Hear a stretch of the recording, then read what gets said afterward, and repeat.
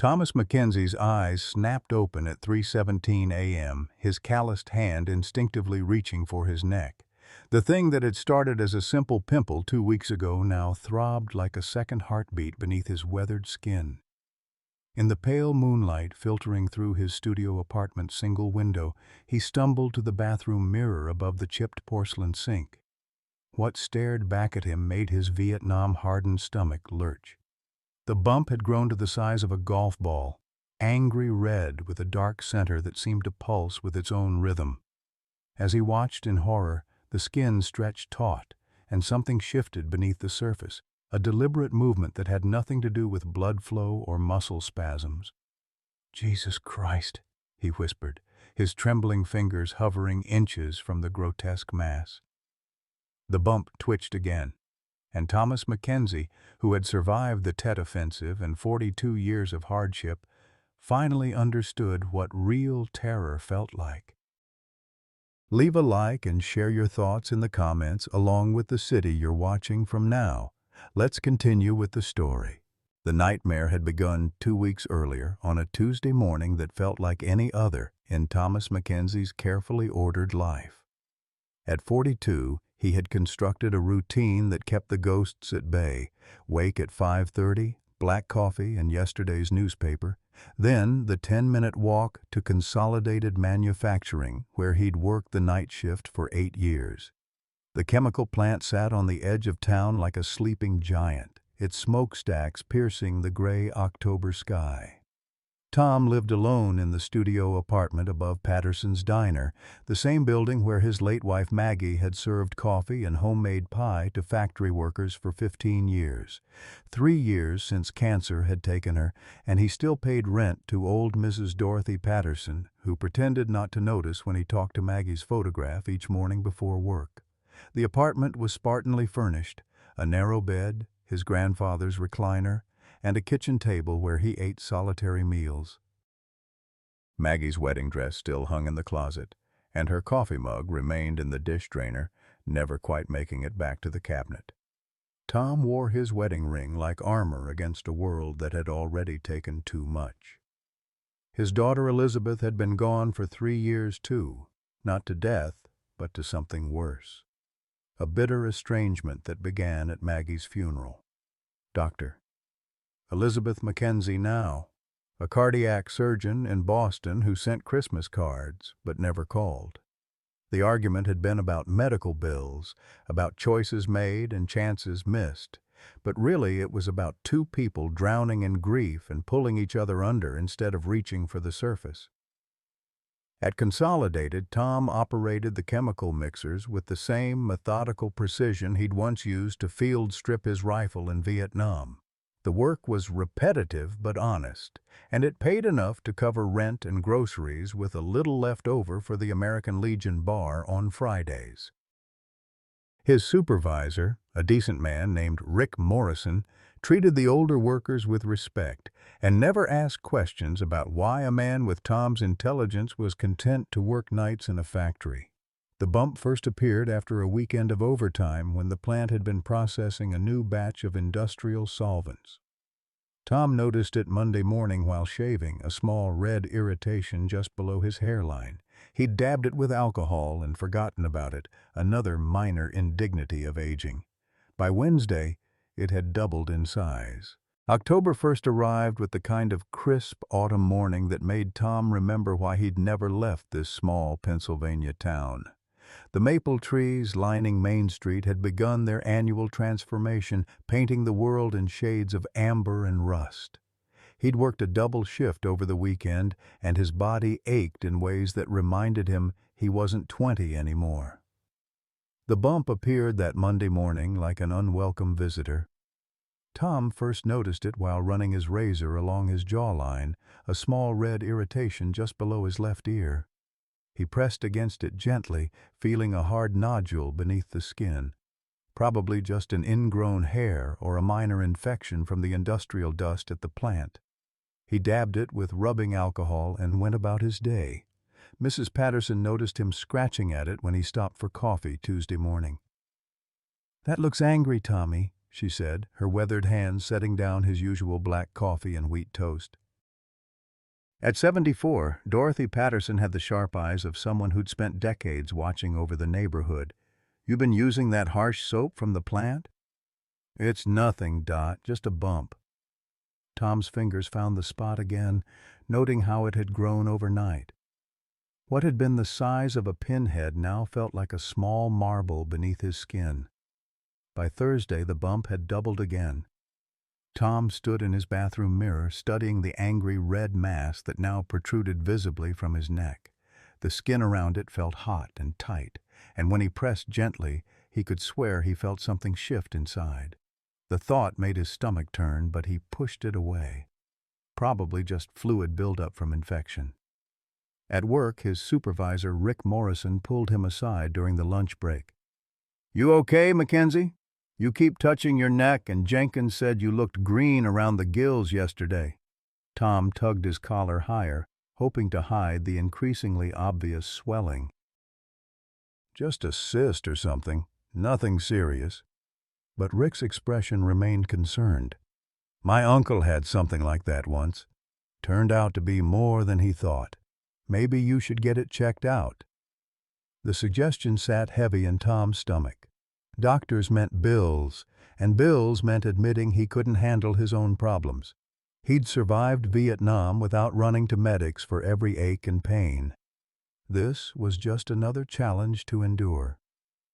Friday brought rain and a fever that left Tom shivering, despite the October warmth. He called in sick for the first time in 3 years, spending the day in his grandfather's recliner with ice packs pressed against his neck. The bump had taken on a darker color at its center, almost purple against his pale skin. That evening, Dot Patterson knocked on his door with a pot of chicken soup and worry lines creasing her forehead. When she saw the growth, she stepped back involuntarily. "Sweet Jesus, Tommy." "That ain't natural." Her voice carried the authority of someone who'd raised 6 children and buried a husband. "That's something else entirely." Tom caught his reflection in the window glass, a middle-aged man with hollow cheeks and a grotesque mass distorting the line of his neck. For the first time since Maggie's diagnosis, he felt genuine fear coursing through his veins. Saturday morning, he stood in his kitchen holding the phone, Elizabeth's number written on a scrap of paper in Maggie's careful handwriting. 3 years of silence stretched between them like a chasm. His daughter was a doctor now, successful and accomplished, everything Maggie had dreamed she'd become. What would she think of her father calling with some industrial accident, probably caused by his own carelessness? He set the phone down without dialing. Pride had always been both his strength and his weakness, and today it felt like armor he couldn't remove. Sunday morning brought the kind of pain that made Tom understand why wounded soldiers sometimes begged for mercy. The bump had transformed overnight into something monstrous, stretching his skin to its breaking point. When he tried to turn his head, lightning shot down his spine, and the fever had climbed high enough to leave him shaking despite 3 blankets. Dot Patterson found him collapsed on his kitchen floor at noon, still wearing yesterday's clothes and delirious with fever. She'd come to check on him when he missed their usual Sunday coffee, using the spare key Maggie had given her years ago. The sight of Tom's condition sent her straight to the phone. "Tommy, honey, I'm calling an ambulance," she said, her voice steady despite the fear in her eyes. The growth on his neck had doubled again, now the size of a tennis ball with a dark, almost black center that seemed to pulse with each heartbeat. "No hospitals," Tom mumbled through cracked lips. "Can't afford, don't need, can't afford to die either," Dot snapped, already dialing 911. "And don't you dare tell me this is pride talking. This is stupidity talking." The paramedics arrived within 10 minutes, 2 young men who'd probably seen everything the small town could offer. But when they examined Tom's neck, their professional composure cracked. The older one, a veteran named Mike Sullivan, stepped back and reached for his radio. "We need to contact the hospital and have them prep for possible infectious disease protocol," he told his partner quietly.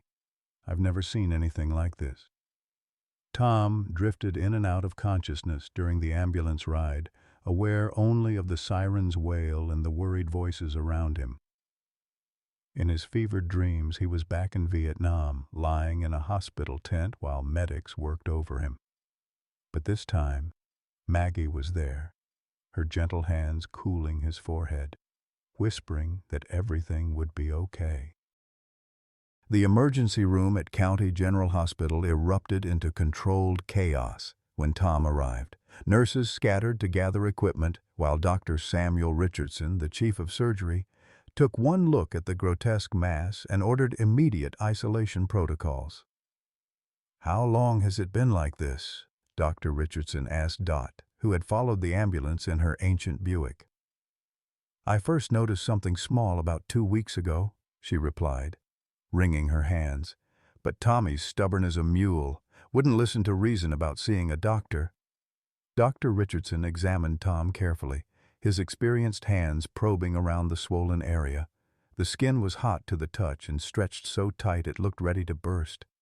When he pressed gently, Tom screamed, and the doctor felt something shift beneath the surface. "We need immediate surgical consultation," he announced to the team, "and somebody call infectious disease. This patient needs to be in isolation until we know what we're dealing with." As the medical team prepared for emergency surgery, Dr. Richardson faced a difficult decision. Tom's medical records showed no emergency contact except for an outdated listing for his daughter, Elizabeth. The notation showed she was a doctor, which might make her medically qualified to understand her father's condition. Against Tom's earlier protests about not wanting to burden his daughter, Dr. Richardson made the call. The phone rang 3 times before a tired voice answered. "Dr. Mackenzie. Dr. Mackenzie, this is Dr. Samuel Richardson at County General in Pennsylvania. I'm calling about your father, Thomas Mackenzie. He's been brought in with a severe medical emergency." The silence on the other end stretched for what felt like an eternity. When Elizabeth finally spoke, her voice was carefully controlled. "What kind of emergency?" "He has a massive growth on his neck that appears to be infected and potentially life-threatening. We need to operate immediately, but I thought you should know." Another pause. "I'll be there in 4 hours." Dr. Richardson hung up and turned back to Tom, who had regained consciousness and was staring at the ceiling with unfocused eyes. "Mr. Mackenzie, I've contacted your daughter. She's driving up from Boston." Tom's eyes snapped into focus, filled with anger despite his weakened state. "I told you, don't want her here. Don't want her pity." "This isn't about pity," Dr. Richardson said firmly. "This is about family. And right now, your family needs to know you might not make it through the night." The words hit Tom like a physical blow. He'd survived Vietnam, factory accidents, and the slow agony of watching his wife die. But the thought of Elizabeth seeing him like this, of her last memory being of her father as a broken, pathetic man, terrified him more than death itself. "She'll blame herself," he whispered. "Just like with her mother, she'll think she should have saved me." Dr. Richardson's expression softened. "Maybe it's time to let her try." Elizabeth Mackenzie's hands gripped the steering wheel of her BMW as she pushed through the Massachusetts countryside, her speedometer hovering dangerously close to 90. The phone call from Dr. Richardson had shattered the careful composure she'd built around herself like armor. 3 years of silence, 3 years of telling herself that her father was better off without her interference, and now he might be dying. The 4-hour drive gave her too much time to think, too much time to remember their last conversation at Maggie's funeral. The bitter words they'd thrown at each other like weapons, each accusation designed to wound. She'd blamed him for not getting her mother proper treatment sooner, for being too proud to ask for help when the cancer was still treatable. He'd accused her of thinking she was better than them, of abandoning her family for her career in Boston. "You think because you're a doctor now, you know everything," he'd said, his voice raw with grief. "But you weren't here, Elizabeth. You weren't here when she needed you most." The memory still burned. She'd thrown herself into her residency after that, working 100-hour weeks to avoid thinking about the empty space where her family used to be. Her colleagues praised her dedication, her surgical precision, her ability to remain calm under pressure.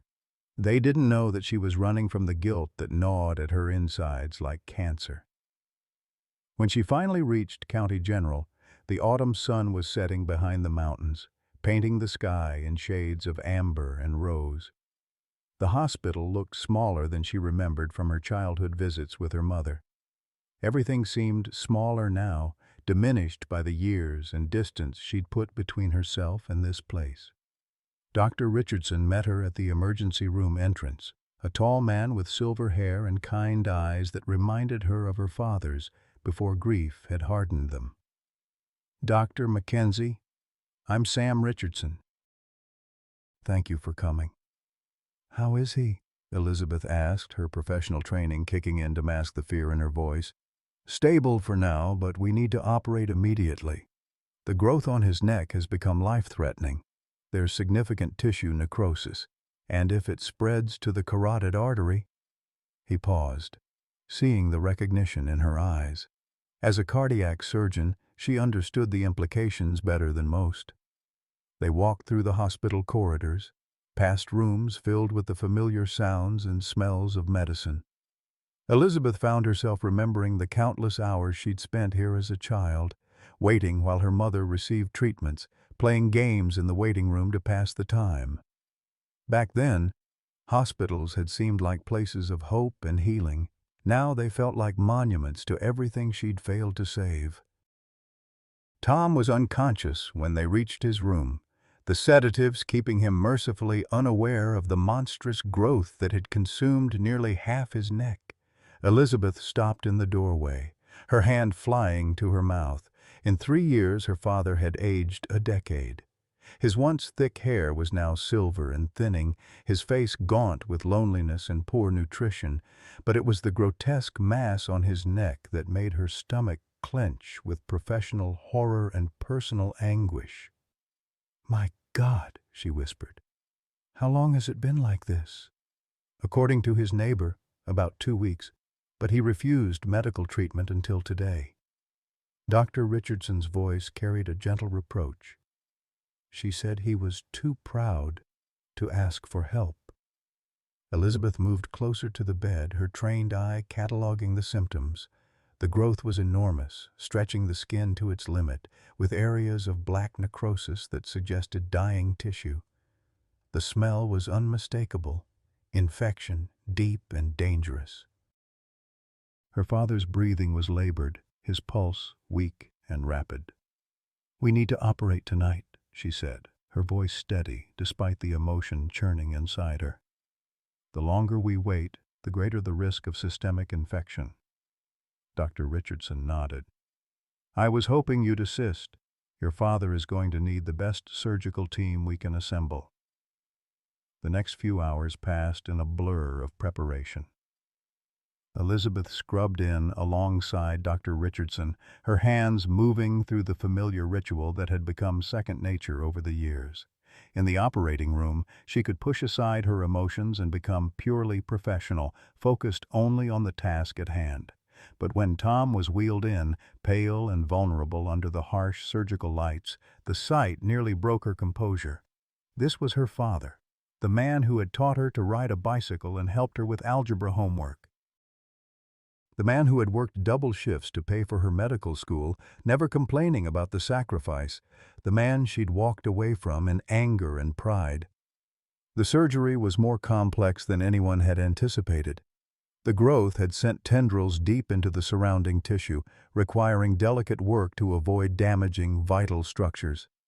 Elizabeth found herself operating on muscle memory, her hands steady while her mind reeled with memories and regret. Halfway through the procedure, Dr. Richardson paused. "There's something unusual here," he said, his voice tight with concentration. "The tissue composition isn't what I expected. This isn't a typical abscess or tumor." Elizabeth leaned in closer, studying the exposed mass. The tissue was unlike anything she'd seen in her surgical training, fibrous and almost crystalline in places, with an odd metallic sheen. Could it be some kind of foreign body reaction? Maybe from workplace exposure? Possibly. We'll need to send samples to pathology immediately. Dr. Richardson continued the delicate work of removing the infected tissue, each cut revealing more questions than answers. As they worked, Elizabeth found herself thinking about the last 3 years, about the letters she'd written but never sent, the phone calls she'd started but never completed. Her father had been suffering alone while she nursed her wounded pride in Boston, telling herself she was better off without the complications of family. The operation took 6 hours. When they finally closed the incision, both surgeons were exhausted, but cautiously optimistic. They'd removed the entire growth and cleaned out the infected tissue, though the underlying cause remained a mystery. In the recovery room, Elizabeth sat beside her father's bed, watching the steady rise and fall of his chest. His neck was heavily bandaged, but his color was already better, the fever that had ravaged him finally beginning to break. She reached out tentatively and took his hand, surprised by how small it felt in hers. "I'm sorry, Dad," she whispered, knowing he couldn't hear her but needing to say the words anyway. "I should have been here. I should have called." Tom's eyes fluttered open near dawn, unfocused and confused from the anesthesia. When his gaze finally found Elizabeth's face, a range of emotions flickered across his features: surprise, pain, and something that might have been relief. "Elizabeth?" His voice was barely a whisper, hoarse from the breathing tube. "I'm here, Dad. The surgery went well. You're going to be okay." Tears gathered in the corners of his eyes. "I didn't want you to see me like this. Didn't want to be a burden." Elizabeth felt her own tears threatening. "You're not a burden. You're my father. And I've missed you every single day for 3 years." They sat in silence for a while, 3 years of hurt and misunderstanding hanging between them like a fog. Finally, Tom spoke again. "Your mother would have wanted us to reconcile," he said. "She always said family was the only thing that really mattered in the end." "She was right," Elizabeth replied, squeezing his hand gently. "She was always right about the important things." Outside the hospital window, the sun was rising over the mountains, painting the world in shades of gold and hope. For the first time in years, Elizabeth felt like she might be coming home. The first sign that something was terribly wrong came 48 hours after the surgery. Tom had been recovering well, his fever gone and the surgical site healing cleanly. Elizabeth had barely left his bedside, sleeping in the uncomfortable hospital chair and living off cafeteria coffee and vending machine sandwiches. For 2 days it seemed like the worst was behind them. Then Bobby Hartwell appeared. Elizabeth was reviewing her father's latest blood work when she heard a familiar voice in the hallway, deep and gravelly, with a slight southern drawl that had never quite left despite 40 years in Pennsylvania. She looked up to see a man in an expensive suit standing at the nurse's station, his silver hair perfectly styled and his shoes worth more than most people's monthly salary. "Bobby?" Tom's voice was weak but filled with genuine surprise. "What the hell are you doing here?" Robert Hartwell had been Tom's closest friend in Vietnam, the kid from Alabama who'd shared foxholes and rations and the kind of bonds that only form under fire. After the war, they'd lost touch the way soldiers often do, each trying to forget what they'd seen and done in the jungle. Elizabeth had heard stories about Bobby over the years, but she'd never met him. "Heard through the grapevine that you were in rough shape, Tommy," Bobby said, his smile not quite reaching his eyes. "Came as soon as I could."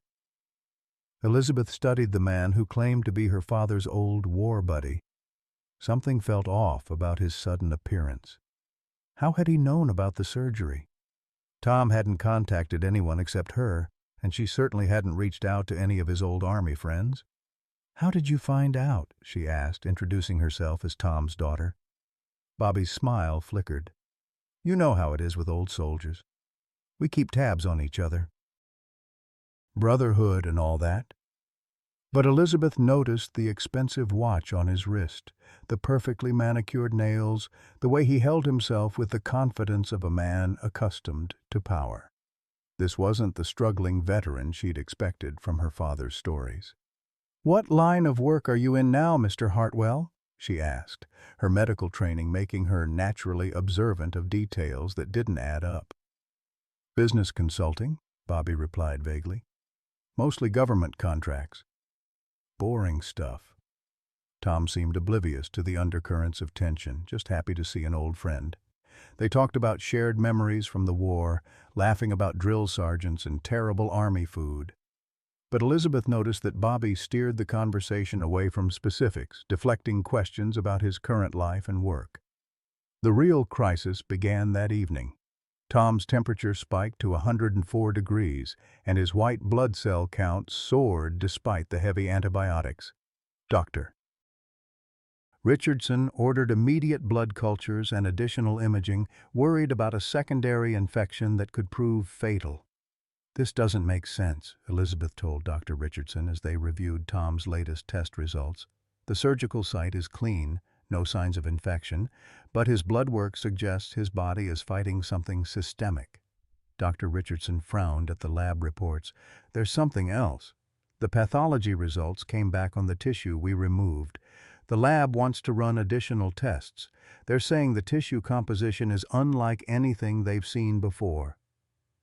Elizabeth felt a chill that had nothing to do with the hospital's air conditioning. "What kind of additional tests?" "They want to involve the CDC. Apparently, similar cases have been reported in other hospitals across 3 states. All middle-aged men, all with similar growths, all veterans." The words hit Elizabeth like a physical blow. Veterans, all veterans. She thought about Bobby's sudden appearance, his vague answers about his work, his expensive clothes that didn't match the struggling war buddies she'd expected. That night, she did something she'd never done before as a doctor.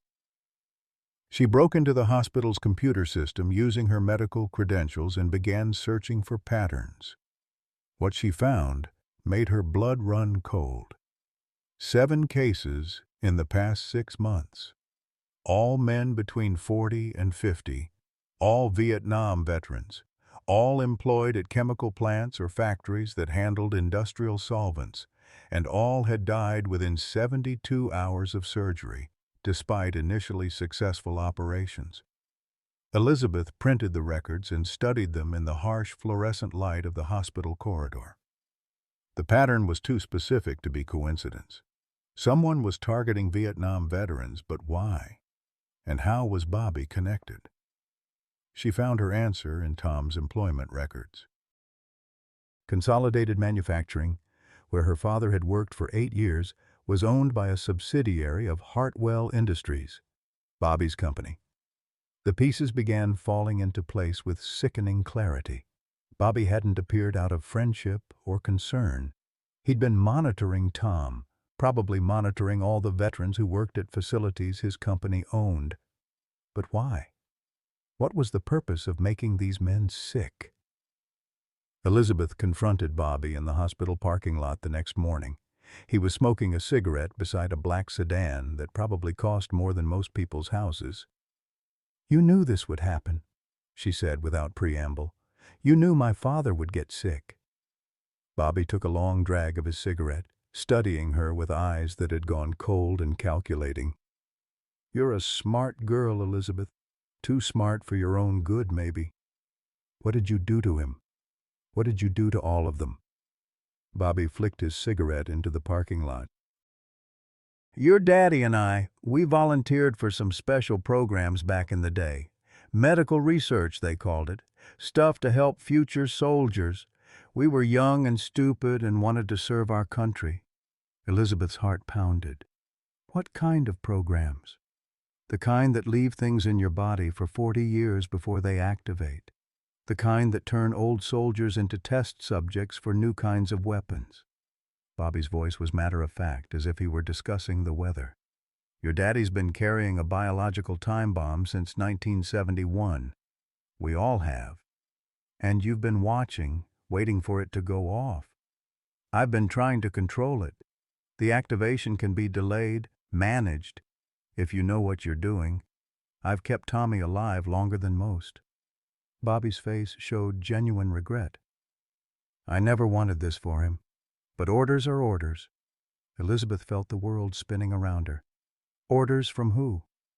People who think old soldiers are expendable. People who want to test new biological weapons without risking valuable personnel. Bobby opened his car door. Your daddy's got maybe 12 hours before the secondary phase kicks in. After that, all the surgery in the world won't save him. There has to be an antidote, some way to stop it. Bobby paused, his hand on the car door. Maybe, but it would mean exposing 40 years of cover-ups. It would mean admitting that the government has been experimenting on its own soldiers for decades. He looked at her with something that might have been pity. How far are you willing to go to save one man, Dr. Mackenzie, even if it means destroying everything you believe about your country? The black sedan pulled away, leaving Elizabeth standing alone in the parking lot with the weight of an impossible choice crushing down on her shoulders. Elizabeth rushed back into the hospital, her mind reeling from Bobby's revelation. 12 hours, that's all the time she had to find a way to save her father from something that had been planted in his body decades ago. The fluorescent lights seemed harsher now, the antiseptic smell more suffocating as she made her way to Tom's room. She found him sitting up in bed, his color ashen and sweat beading on his forehead, despite the room's cool temperature. His eyes, when they met hers, held a clarity that terrified her more than his earlier delirium. "Something's wrong, isn't it?" he asked quietly. "This isn't just an infection." Elizabeth pulled a chair close to his bed, taking his weathered hand in both of hers. "Dad, I need you to tell me about Vietnam, about any medical procedures you might have had, any experimental treatments or research you volunteered for." Tom's face went pale. "How did you... What do you know?" "Bobby told me. Some of it, anyway." "He said you volunteered for medical research programs." Tom closed his eyes, and for a moment Elizabeth thought he might refuse to answer. When he spoke, his voice carried the weight of 40 years of buried secrets. "We were told it was to help future soldiers. Better vaccines, improved healing, resistance to biological weapons." His hand trembled in hers. "They gave us injections, ran tests, monitored our blood for months. Called it Project Lazarus." "What exactly did they inject you with?" "We never knew. They said it was classified for national security. All we knew was that it was supposed to make us stronger, harder to kill." Tom's laugh was bitter. "Instead, it's been killing us slowly for 40 years." Elizabeth felt her heart breaking for the young soldier her father had been, trusting his government to protect him while they used him as a test subject. "How many others were in the program?" 57 of us initially. Bobby and I lost touch with most of them after the war, but we heard rumors over the years. Cancers, mysterious illnesses, sudden deaths that didn't make sense for men our age." A new voice from the doorway made them both turn. 57 volunteers, but only 12 survivors as of last month." Dr. Richardson stood in the entrance, but he wasn't alone. A woman in a severe black suit accompanied him, her credentials identifying her as Colonel Patricia Morrison from the Pentagon. Elizabeth felt her blood turn to ice as the military presence confirmed her worst fears. "Dr. Mackenzie," Colonel Morrison said, her voice professionally neutral, "I understand you've been asking questions about your father's condition." "I've been trying to save his life," Elizabeth replied, not bothering to hide her anger. "Something you people seem determined to prevent." Colonel Morrison entered the room, her posture straight and uncompromising. Project Lazarus was terminated in 1973 when it became clear that the biological agents were causing delayed adverse reactions. The surviving subjects have been monitored ever since. "Monitored while you let them die," Elizabeth shot back. "How many families have suffered because you wanted to cover up your mistakes?" "The program was classified for national security reasons. These men volunteered to serve their country, and their sacrifice has provided valuable data for future biodefense research." Tom struggled to sit up straighter, his voice gaining strength from anger. "Sacrifice? We were lied to, used as guinea pigs, and then abandoned when your experiment went wrong. And now you want to use our deaths to justify it?" Colonel Morrison's expression didn't change. "Mr. Mackenzie, your condition is terminal. The biological agents have integrated with your cellular structure over 4 decades. Any attempt to remove them now would kill you faster than leaving them alone." Elizabeth stood, her medical training warring with her fury. "There has to be an antidote, some way to neutralize the agents." "Even if there were," Morrison replied, "administering it would require admitting to violations of international law, human experimentation without consent, and 40 years of cover-ups. The government cannot and will not authorize such action. So you're going to let him die to protect your secrets?" "I'm going to let nature take its course while ensuring that classified information remains classified." Tom's hand found Elizabeth's wrist, his grip surprisingly strong. "Beth, don't sacrifice your career fighting a battle you can't win." But Elizabeth had made her decision. She looked Colonel Morrison in the eye, her voice steady despite the emotion churning inside her. "I'm going to save my father.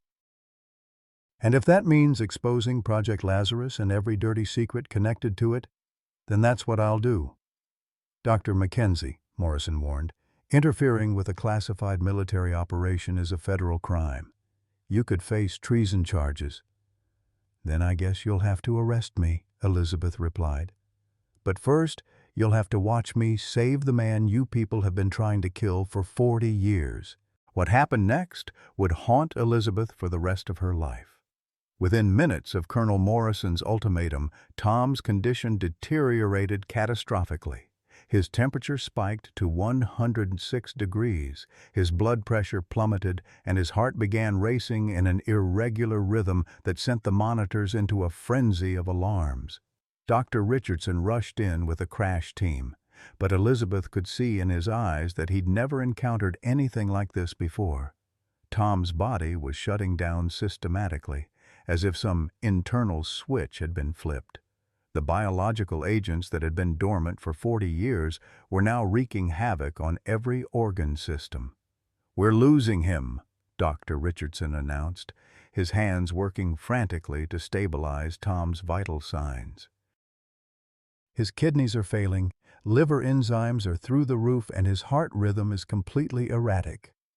Elizabeth stood frozen at the foot of the bed, watching her father's life slip away, while Colonel Morrison observed with clinical detachment. The woman showed no emotion as Tom convulsed, his body fighting a war it couldn't win against an enemy that had been hiding inside him for decades. "There has to be something we can do," Elizabeth pleaded with Dr. Richardson. "Some treatment, some intervention." "I'm sorry," he replied, his voice heavy with defeat. "Whatever these biological agents are, they're designed to be fatal once activated. We're treating symptoms, but we can't address the underlying cause." Colonel Morrison stepped forward, her voice coldly professional. "Dr. Mackenzie, your father volunteered for this mission knowing the risks. His sacrifice serves a greater purpose." "Sacrifice?" Elizabeth spun around, her composure finally cracking. "You murdered him." "You all murdered him!" Tom's eyes fluttered open, finding Elizabeth's face through the haze of pain and medication. His voice was barely a whisper, but his words cut through her anguish like a blade. "Beth, not your fault. Proud of you." Those were the last coherent words Thomas Mackenzie ever spoke. The man who had survived Vietnam, raised a daughter alone after his wife's death, and worked double shifts to pay for Elizabeth's medical school, died at 3:47 a.m. on October 20th, killed by his own government's experiment. Elizabeth collapsed into the chair beside his bed, her hand clutching his still warm fingers. The monitors had gone silent, their screens showing flat lines that represented the end of everything she'd fought to save. Dr. Richardson gently closed Tom's eyes and noted the time of death in his chart. "I'm sorry for your loss," Colonel Morrison said, already preparing to leave. "The remains will need to be transferred to a military facility for proper disposal." "National security protocols, you understand." Elizabeth looked up at the woman with eyes red from tears and fury. "You're not taking him anywhere. He's going home. He's going to be buried next to my mother like he wanted." "I'm afraid that's not possible. The biological agents pose a potential health risk." "That's bullshit, and you know it," Elizabeth interrupted. "If they were that dangerous, you wouldn't have left them in living veterans for 40 years. You just want to hide the evidence." Dr. Richardson, who had been quietly observing the exchange, stepped forward. "Colonel Morrison, as the attending physician, I'm required to report this death to the CDC and the State Health Department. The unusual circumstances warrant a full investigation." Morrison's professional mask slipped for just a moment, revealing the calculating mind beneath. "Dr. Richardson, I strongly advise against involving outside agencies. This matter falls under federal jurisdiction. Then you'll need to provide proper documentation and authorization. Until then, Mr. Mackenzie's body remains under my care." Elizabeth felt a spark of hope in the darkness. Dr. Richardson was risking his career to stand up to the military, just as she had. Together, they might be able to ensure that Tom's death wasn't completely in vain. But even as she clung to that hope, the grief was overwhelming. She had finally reconciled with her father, had 3 precious days to rebuild their relationship, only to watch him die from something that had been done to him before she was even born. The injustice of it burned in her chest like acid. Over the next few hours, Elizabeth learned the full scope of the conspiracy.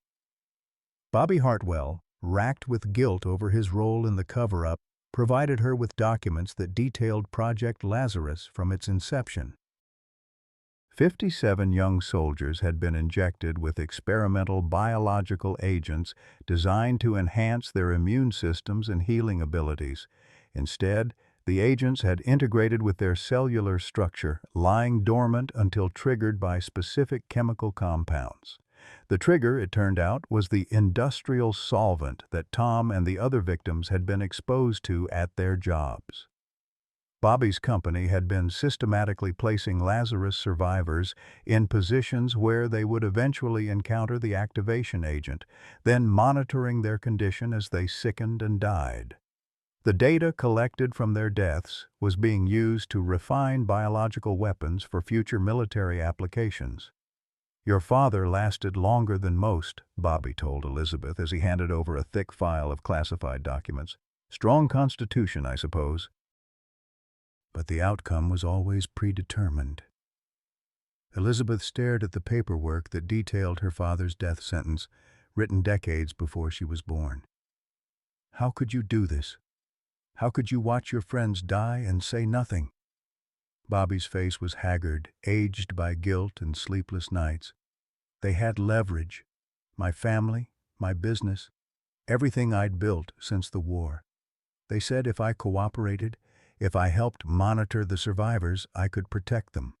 I thought I was buying time, finding a way to save you all. Instead, you helped them commit murder. Yes, Bobby said simply. I did, and I'll carry that guilt until the day I die.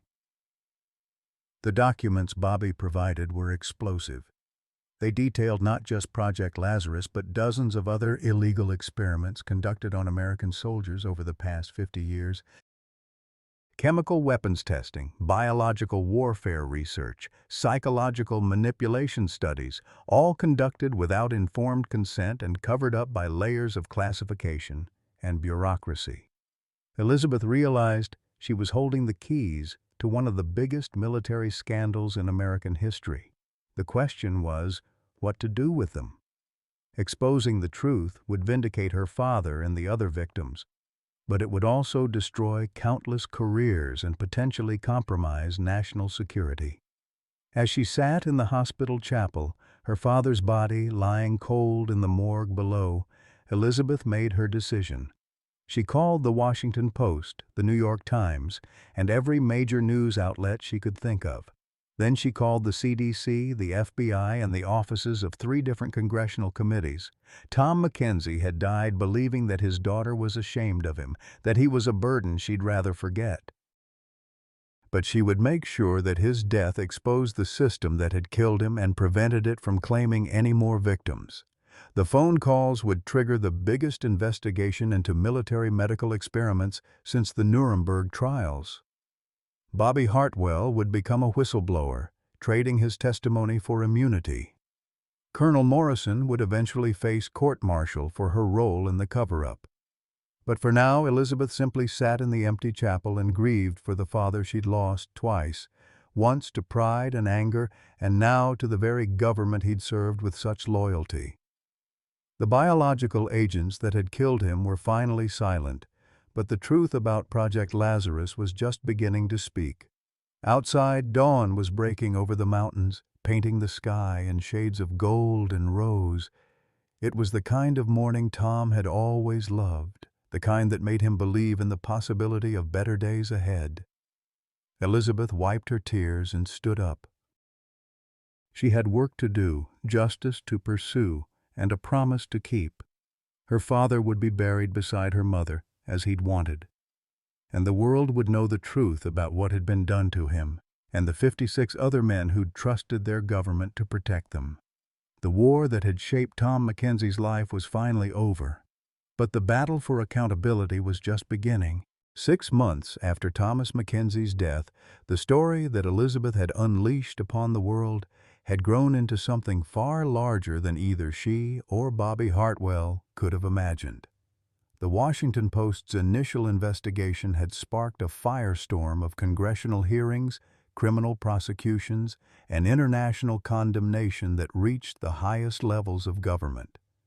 Elizabeth stood at the podium in the packed congressional hearing room, her father's Purple Heart pinned to her navy suit jacket. Behind her sat the families of 12 other Project Lazarus victims, their faces etched with grief and anger that had found its voice through her testimony. The room buzzed with cameras and reporters, all focused on the woman who had blown open one of the military's darkest secrets. "Distinguished members of the committee," she began, her voice steady despite the magnitude of the moment. "My father, Thomas Mackenzie, died believing he had served his country with honor. He never knew that his government had marked him for death 40 years before I was born." The committee chairman, Senator Patricia Walsh, leaned forward with the gravity that befitted the historic nature of these hearings. "Dr. Mackenzie, can you tell us in your own words what Project Lazarus was designed to accomplish?" Elizabeth looked directly into the cameras that would carry her words to millions of Americans.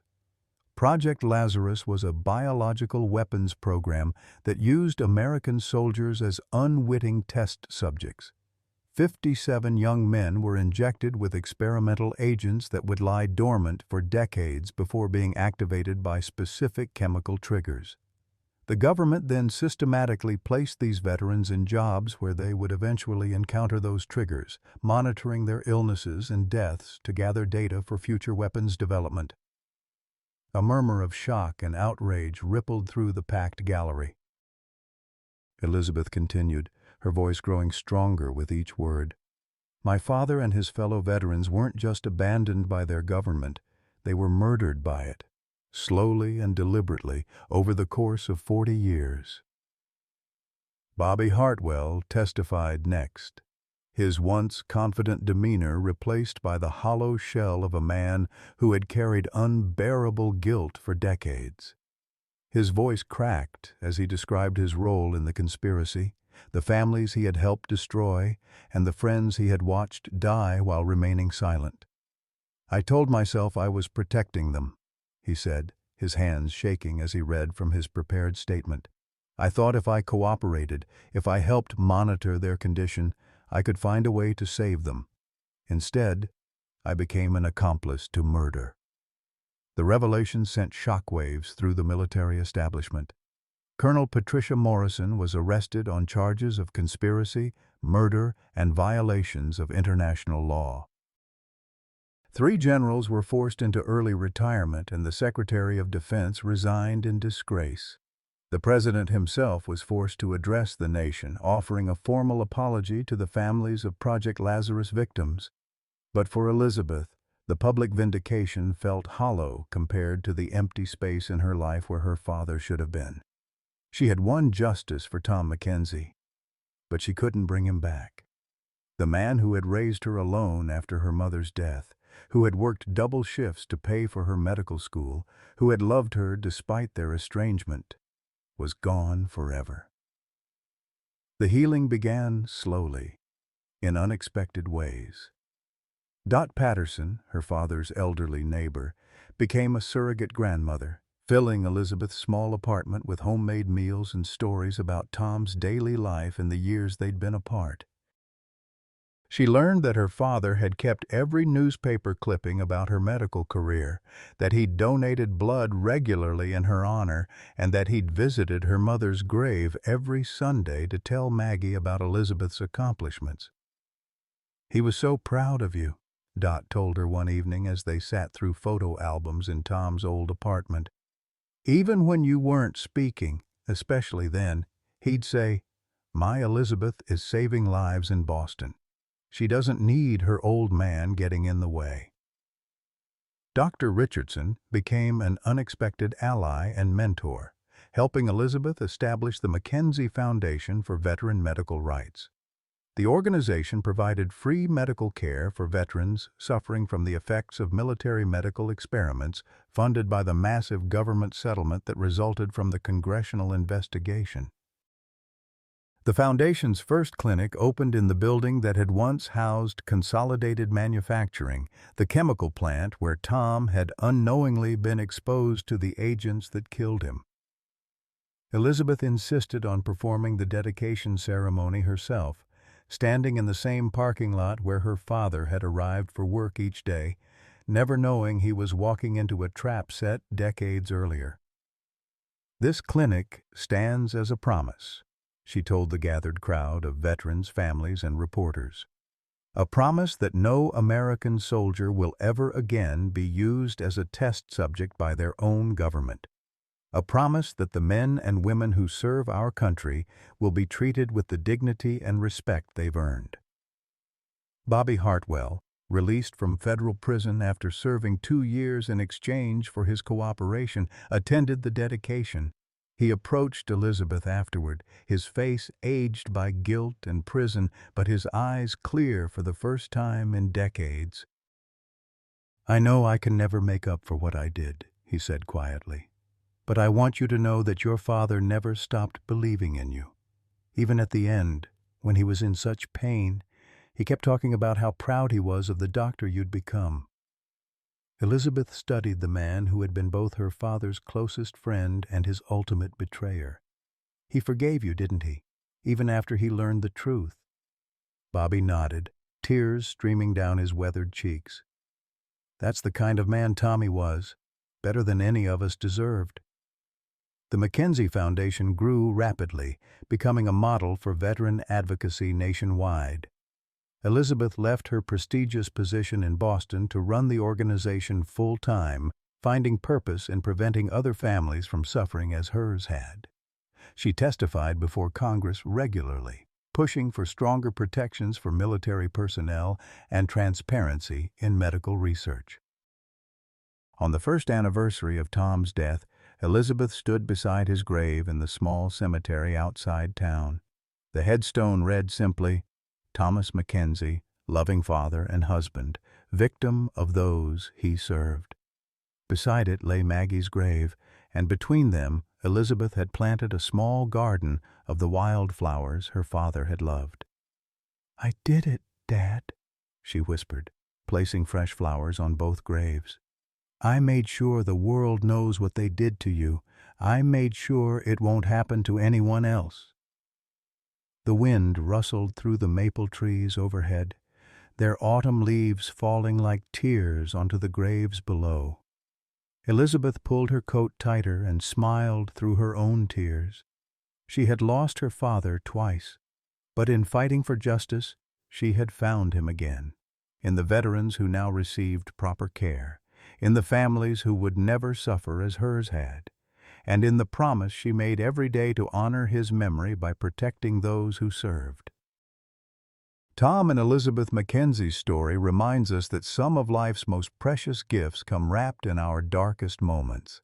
Like so many of us who've lived through decades of service, sacrifice, and loss, Tom carried wounds that weren't visible on the surface. His pride nearly cost him everything: the chance to reconcile with his daughter, to find meaning in his suffering, and to leave a legacy of justice rather than silence. But in the end, love conquered even government betrayal and 40 years of buried secrets. Elizabeth's fight to honor her father didn't just expose corruption, it healed a family torn apart by grief and misunderstanding. Their story proves that it's never too late to bridge the gaps we've allowed to grow between us and those we love. Whether it's reaching out to an estranged child, finally seeking help for a health concern we've ignored, or standing up for what's right despite the cost, our golden years can be our most meaningful if we choose courage over pride. The Mackenzie Foundation continues to protect veterans today because one daughter refused to let her father's death be in vain. What relationship in your life needs healing that you've been too proud to address? Have you ever discovered that your family's struggles had deeper roots than you originally understood? Share your thoughts below. Your story might be exactly what someone else needs to hear.